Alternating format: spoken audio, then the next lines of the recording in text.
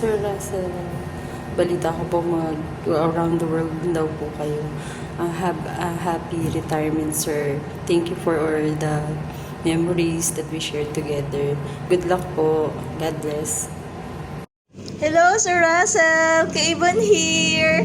Happy retirement! Pwede po tayo mag-coffee shop anywhere, anytime. Pwede sa Baguio, pwede sa Batangas. Advance happy birthday! Hello, Sir Russell. It's Zane. Congratulations on your retirement. It's been a privilege working under your leadership over the years. Thank you very much for everything, and I wish you well, and God bless you always. Bye. Hi, Sir Russell. Thank you for your leadership and guidance. Enjoy your well-deserved retirement. Good luck po. Bye. Hello, Sir Russell. Good day po. Si Proy po ito. I hope you're doing well. Congratulations po sa inyong upcoming retirement. I would like to take this opportunity to thank you po sa nagawa nyo sa akin. First, nung hinire nyo po ako as your on-the-job trainee nung araw. Second is yung hinire nyo po ako as your FA technician. And then third is nung minotivate nyo po ako na mag-continue pa ng study sa engineering para maging FA engineer. And yeah, the rest is history. As part of the first batch of FA engineers na hinire nyo nung araw, busog na busog po kami nun sa mga learnings, skills, techniques, and diskarte sa FA. And sermons during our daily morning meetings. And these learnings has become integral part of our professional careers ngayon. So with that, maraming salamat po. Congratulations, Sir Russell, sa inyong upcoming retirement. Enjoy your well-deserved retirement, and good luck sa inyong bagong endeavors. Always be safe and be healthy. God bless po. Hi, Sir Russell. First of all, congratulations on your well-deserved retirement. Now, all you can do is relax, sit back, and enjoy. I want to express my heartfelt gratitude for the leadership, guidance, and support you have provided during your tenure. Your dedications, expertise sa lahat ng aspect ng FA, wala akong masabi. And bilang isang member ng FA team, grateful ako sa mga opportunities I've had to grow and learn under sa leadership mo, sir. Kaya nga lagi kong naiisip ikaw, sir, pag if ever may encounter ako na related sa FA. Like nung nag-training ako sa Oxford Instruments, naalala ko si Sir Russell nag-training din dito. Sana kasing galing niya rin ako sa FA. Basta, sir, wala na akong masabi sa inyo, kundi thank you sa lahat-lahat, and I hope our paths cross again in the future. Thank you, Sir Russell, and good luck. Hi, Sir Russell. Congratulations po on your retirement. I'm grateful and honored po na nag-invest po kayo. Marami pa akong natutunan sa inyo. Marami pong salamat sa lahat. Dala-dala ko po yun sa buong career ko sa FA. Thank you, Sir Russell, for the opportunity. Maraming salamat. Happy retirement! Happy retirement, boss.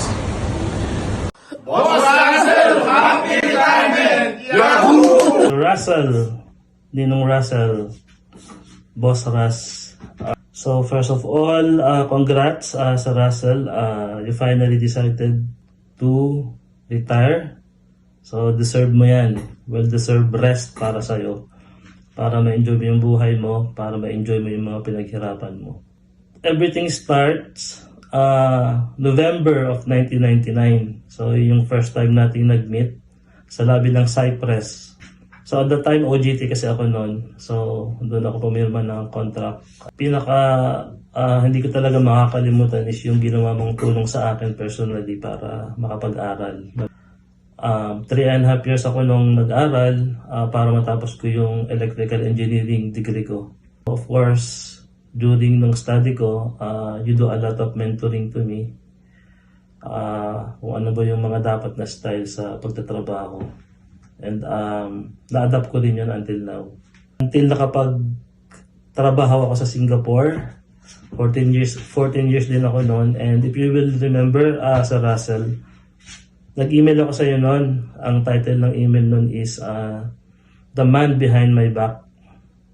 And sa email, nilagay ko yung picture nung panganay ko, yung nung panganay ko na lalaki. 5 years old pa lang siya noon. And yung bunso ko. Gusto kong ipakita kasi that time na ito na yung tinulungan mo dati. Ngayon may pamilyado na nung at that time sa Singapore.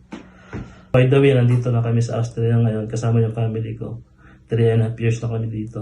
Yung isang taong nagngangalang Russell Pascua, kahit sino pa yung makakwentuhan ko o makasama ko, palagi kong sasabihin talaga na itong taong to, si Russell Pascua, he is the man behind my back.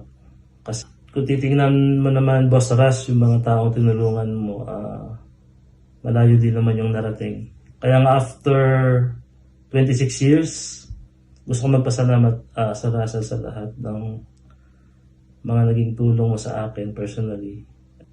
Congrats to you. Enjoy your retirement and the best of health to you at sa family mo. And see you soon, Sir Russell. Congratulations in your retirement. Siguro nagsawa ka dyan sa kalasa ng kape kaya gusto mo na mag-retire. No. No. It's been an honor actually for me to work under your leadership. You've been the toughest boss that I've worked for.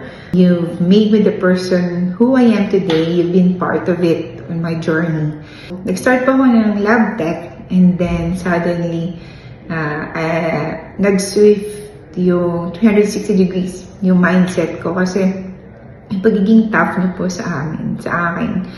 Parang wake up call yun na maging best po ako na I need to do my best when it comes to performance for everything I do. You've guided us, you've guided me, your leadership, your guidance for being the best mentor. Yun yung naging stepping stone ko po na maging confident ako sa self ko. So, siguro nandito po ako and I'm grateful po na nakinig po ako sa inyo. Grabe kung i-flashback ko, i-recall ko lahat. Pero mahirap, pero masaya. Lalo na laging yung mindset na RPL move. So, ginagawa ko po yun dati hanggang ngayon. Dapat best ako, dapat work smart sa lahat para ma-achieve ko yung mga gusto ko. So thank you for everything, Sir Russell. And hopefully, and I wish you all the best. Fulfilling retirement. Now you have all the freedom in the world na mag-relax and of course, I wish you na makapag-explore more around the world. So this is it, sir. Thank you for everything. God bless you and hope to see you soon.